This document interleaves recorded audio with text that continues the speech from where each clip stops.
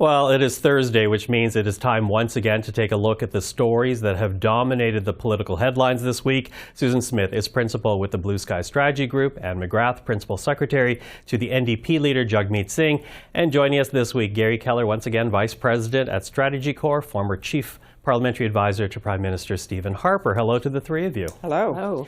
So listen, it's been a week since Premier Smith introduced her transgender policy proposals, and really this is where I want to begin because the controversy has still dominated the headlines this week. And Pierre Poilievre, well, he was finally pushed into stating what he does and does not support about the policy. It makes me wonder, what kind of political tightrope is Pierre Poilievre walking here when it's Alberta introducing these policies, but the federal leader being asked about it? Mm-hmm. He's walking a very difficult tightrope, but he's chosen to walk that tightrope. I think Doug Ford made a very quick comment, and no one's going back to Doug Ford on this. I think it's a tightrope of Poilievre's choosing, ultimately. He dodged it at the beginning, but then he's weighed in, saying that he doesn't support puberty blockers for kids under the age of 18. He's courting a certain section of the party and the population as well, people perhaps that haven't voted for him in the past but may hold more socially conservative views. And so that's a dance he's doing, and he's trying to reach out to them. Where the tightrope is he's trying to also grow the party, and there's an opportunity to pick up former progressive conservatives who's felt homeless for a long time. I think he's going to alienate them. So he's made some calculus and he's decided to land, sorry, old progressive conservatives, not going with you, going with a different segment of the population. Garry, what's your read of it? Well, I mean, at the end of the day, this is really a discussion between the province of Alberta and Danielle Smith, who, from a constitutionality standpoint, there are two aspects to this. One is the education policy. There was part of the policy Danielle Smith talked about how gender identity would be dealt with in school. So that is firmly within the realm of the province and the province's right to regulate and legislate. The other aspect on the healthcare delivery and gender identity and gender transition, that gets a little bit more complicated because there are ultimately federal dollars involved here. Whether or not the federal government is going to actually step in and do something, that remains to be seen. They've threatened to send a sternly worded letter about this, but we haven't seen much more detail on that front. So really, when you have two governments who have different positions, that discussion is ultimately between them. Of course, people want to hear what Mr. Poilievre would say about this because he has been up in the polls and increasingly is facing attention. But it's a little different than Doug Ford. Doug Ford is a premier. He's in government. He has the responsibility to deliver both education and healthcare, and so actually has levers over that as opposed to Mr. Poilievre. And yes, of course, he's walking a tightrope on this issue because, with some of these social issues, they can be divisive in nature. And there's a reason why the Liberals have been going so hard on this and trying to wedge on this issue. It's trying to reverse their fortunes from where they are currently in the polls. That's natural. That's politics. And so, of course, Mr. Poilievre is trying to walk a difficult tightrope here. But remember, he's in opposition. He's not a federal government that has some purse string control over healthcare delivery, and he's not a provincial government which actually has to deliver these programs. And what do you think of this? Well, so I was not surprised at what Danielle Smith decided to do because she's got a whole host of reasons for why she's doing what she's doing. I think it's wrong. I think it's disgusting personally. I think it's, picking on the most vulnerable to kind of prop herself up. I was surprised to see Pierre Poilievre wade into it. I thought that he would try and stay away from it. I think it might have been unsuccessful if he had tried to stay away from it too much. But certainly I don't see any upside in this for him because I think that most of the sort of socially conservative crowd that he would be playing to in this feel like he's already with them. So I don't know what he had to gain in that way. And he has a fair bit to lose because he is going to need those politically homeless progressive conservatives, I think, and blue liberals, actually. He's going to need people from outside of his tent. So he seems to be much more focused, I feel, on kind of grabbing that Bernier People's Party group that I know he needs. But at some point, I've been waiting for him to actually start moving away from that. Like once he's got them, moving away from that and moving over a little bit into more sort of more social territory. So I was actually surprised that he weighed in on it. Mm-hmm. Garry, I want to pick up on your point because yes, he's Pierre Poilievre is not in government right now, nor is he a provincial premier. I take your point on that, but at the same time, he is essentially trying to sell himself as prime minister in waiting. So does that not really basically allow people to push him on the issue and put him into some type of jeopardy there?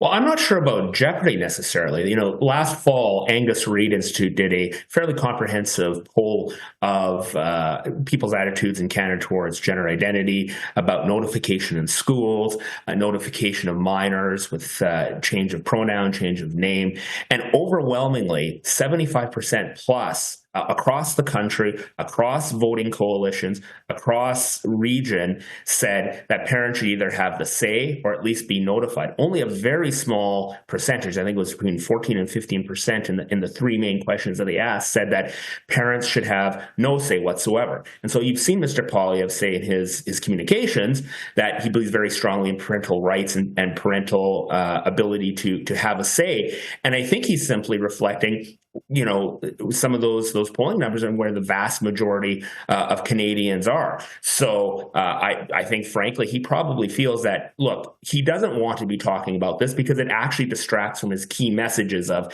axe the tax, build the homes, stop the crime, fix the budget, his four key priorities, kind of like the Harper 5 key priorities. Talking about these social issues is not part of those issues, especially at a time when the main priorities of Canadians are affordability, cost of living, and housing and mortgages and that sort of thing. So anything that gets him away from those four priorities, of course he doesn't want to be talking about because he feels like he has a winning sales pitch to Canadians on that front. But at the same time, I think he feels safe talking about parental rights because I think polling says that the majority of Canadians are probably with him.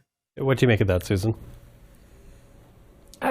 I haven't seen that Angus Reid poll. I think he stepped into something he didn't need to step into, and he's going to regret it. I think Anne's right that he's tilting towards the Max Bernier wing of the party, and they're there. If they don't vote for Pierre, I don't think Bernier is going to be a force at all in the next federal election. So people are going to vote for Pierre or not at all. And I think he's made a mistake because I think he's going to alienate a part of the conversation or a part of the electorate that is moderate. And Danielle Smith comes across in no lens as moderate anywhere, and Poilievre has just endorsed her on this. And it's also at odds, and it will get connected back to his whole position on the vaccine. It was let people decide for themselves on the vaccine, yet he's saying, no, you can't decide for yourself, or parents can't decide what's best for their children. In this particular context when it comes to transgender youth. So I think it's a mistake. All in all, Danielle Smith has kicked a hornet's nest to distract from other problems that she has in the province, childcare and other things. It's become a conversation that has moved away from affordability and key issues of the day in Ottawa. But it's now that it's been opened, it's a conversation people need to have. Okay. Listen, quickly running out of time, and I do want to ask about the pharmacare because we did hear your leader today, this week rather, Jagmeet Singh, essentially say that if the Liberals do not meet the March 1st deadline for some type of framework legislation on pharmacare, then essentially the Liberals are signaling the end of the supply and confidence agreement between the two parties.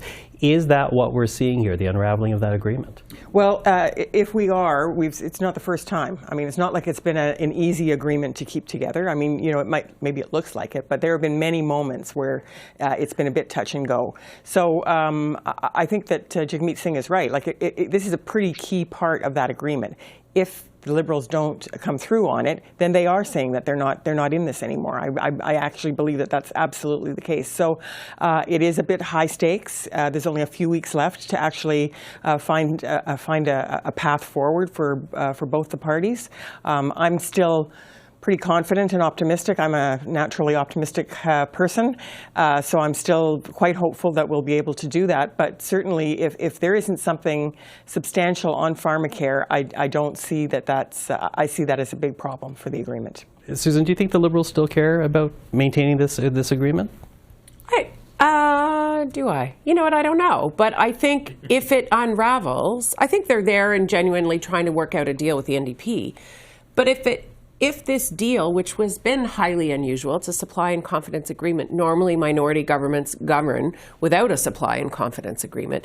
If that agreement should have a denouement, it does not mean the immediate denouement of the government. It's an opportunity, actually, for both parties to distance themselves from one another in the lead up to an election. So people will need to be reminded, Michael, and that's what you'll be busy doing, because there will be people saying, oh my God, there's going to be an election tomorrow. There isn't going to be an election tomorrow should that supply and confidence agreement end, unless the NDP decide or another party decide and there's enough to vote down the government on an issue of supply or confidence. Otherwise, we go back to how minority governments always operate, and any supply or confidence vote could mean the toppling of the government, but not necessarily. Yeah, Garry, last word to you, and gotta say we're quickly running out of time. Yeah, I had to laugh. Jagmeet Singh had the comment earlier this year about negotiating with Liberals was like negotiating with slippery eels. That was a pretty good line. Look, Susan's right in terms of the terms of the deal. Just because the confidence supply agreement might come to an end, it doesn't mean that we're into an election. It means we're on a case-by-case basis and horse trading in who's going to support the government. And it certainly makes for interesting days ahead. Okay, well, I'm very happy about the conversation. I'm also very happy that Susan worked in the word denouement. So this is the denouement to our conversation. Susan, Anne, and Garry, thank you very much. Thank you. Thank you. Great to be with you.